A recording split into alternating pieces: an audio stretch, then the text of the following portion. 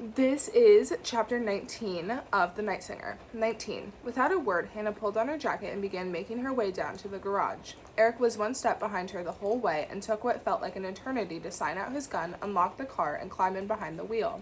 It was like he was deliberately trying to provoke her. Do you want to talk about it? He asked as he adjusted the rearview mirror. Hannah shook her head. Now wasn't the right moment to start bickering about the fact that they had both called Tatiana. They were going to pick up Axel Stanston, and she needed to prepare herself mentally. Larmgaten was only a 7 or so minute drive away. Eric seemed to have gotten the hint, but his silence lasted only a few minutes. This thing with your dad? Stop. Her father was the very last thing she felt like talking about. Hannah peered out at the buildings flashing by. Jenny Nordstrom School, the courthouse. If anything, they should be preparing for the interview. But she didn't have the energy, not with Eric. This time he managed to keep quiet until they pulled up by the playground outside the water tower. Ready? He asked. Hannah nodded and climbed out. The same woman was behind reception, and the smile that she had turned on as the door opened faltered as she recognized them. Wait here, I'll go get him, she said, walking away. This time she immediately returned with Axel Stanston. Do you have news? He asked. We need you to come with us, said Eric. Can't we do it here? Afraid not. For a moment, Hannah thought Axel was about to refuse, but then he turned to the receptionist. Cancel my meetings until 3. The woman nodded and began tapping away at the keyboard. Hannah had no doubt. It was Axel who was making her nervous rather than their presence. You could say what you liked about Ove, but there were definitely worse bosses out there. There was no sign of Tatiana. If you'd like to have a lawyer present, you should call them now, Eric told Axel as they walked toward the main door. Am I a suspect? Formally, we don't have any suspects yet. This is purely for information purposes. Well, I can't be bothered to wait for that slacker, said Axel. I haven't done anything wrong.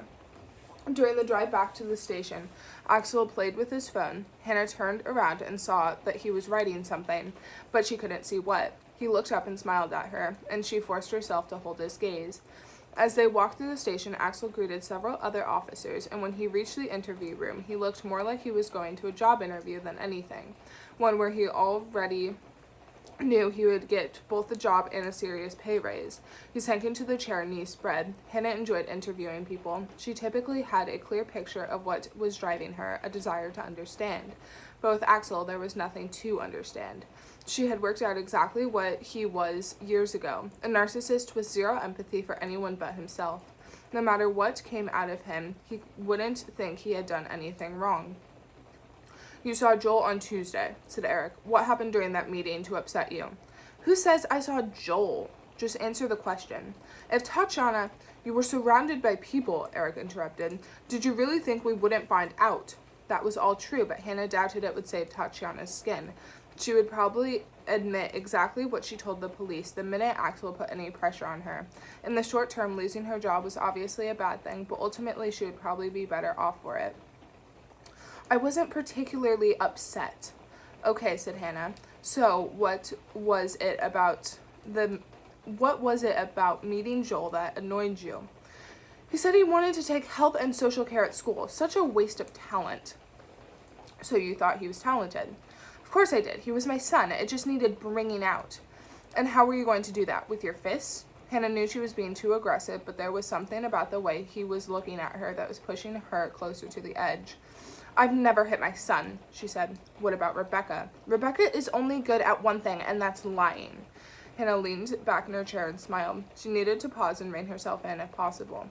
Come on, Axel continued. You of all people should know that. And what is she supposed to have lied to me about?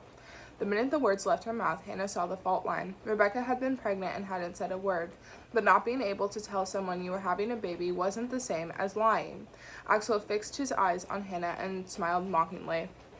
Rebecca never liked you, he said. Why do you think she started pulling away during graduation? She was sick of all the drama. A sense of grief washed over Hannah, practically knocking her down. She didn't want to allow her thoughts to return there, but they rushed back there anyway. It was true that Rebecca had been acting differently those last few weeks of school. Hannah had noticed it, wanted to talk about it, but she hadn't managed to. Lars was drinking more than ever, and Christopher was almost never home. They had been a family racing toward catastrophe, and once it finally happened, they had been torn apart. With a father being held on suspicion of murder and a brother who drank until he blacked out, ending up in the hospital, she hadn't been able to talk about anything. She must have been awful to be around back then. Everything had revolved around one single thing: what was going to happen to her father. "Do you have a sore arm or something?" Axel asked. "What? You keep rubbing it." Hannah let go of her left arm as though it were on fire. Seeking comfort from the tattoo wasn't always a conscious decision. Axel turned to Eric, seemingly convinced he would understand. "Rebecca wasn't good for Joel. Did you see him again after work?" Eric cut him off. "No.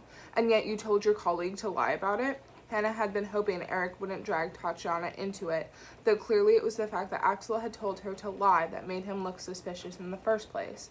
A large chunk of Hannah was still back in those weeks before graduation. Rebecca might have pulled away because she had just found out she was pregnant, but Hannah was fairly sure that wasn't the only reason. Her head began making its way to the nightingale again, but this time she managed to stop herself. The pain of everything she had lost was making it impossible to focus. "I didn't tell Tatiana to lie, just that she should leave that part out." "Why?" "Because I don't have time for this. I'm in the middle of a stressful project right now. I knew how you'd see it."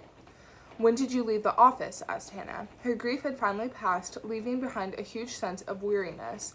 At the time, she had allowed it to get to her, the fact that what had happened would never go away. "Around 2. That was the same time Axel had told them previously. Interviews largely revolved around finding contradictions or gaps in what was being said, prying your way through to the truth. Once they were done, Hannah would ask one of the technicians to search for CCTV footage covering Axel's office. "Anyway, Shadow," he said, who do you think came up with your nickname?" It was as though he could feel that he had lost his grip over her. Was he suggesting it was Rebecca who had thought up the name? Hannah had no intention of handing him control by replying. "You didn't seem particularly sad when we told you your son was dead," said Eric. "Why is that?" "I barely got to see the kid." Hannah studied Axel. He wasn't even trying to look sad now. Joel had meant nothing to him, but was that purely because he was incapable of love, or did he also have some kind of reason in his sick head? Find the lies. One of the tutors at the police college had told them during a session on interview technique. It was good advice, but interviews were just as much about sifting through the noise to find whatever wasn't being said. What was Axel Stanston not telling them?